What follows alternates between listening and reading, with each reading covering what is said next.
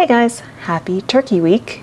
Today is the first in a series of videos in the kitchen instead of in the garden. So today's video is making sourdough bread, starting the dough for sourdough cinnamon rolls, and there might be pumpkin scones in there as well. I don't remember, but anyway, I won't be talking and narrating this. So if you are interested in the recipes that are here, I can point you to where you need to go in the description box below. Two of the recipes are not my own. They are from Farmhouse on Boone. That is the cinnamon rolls and the pumpkin scones.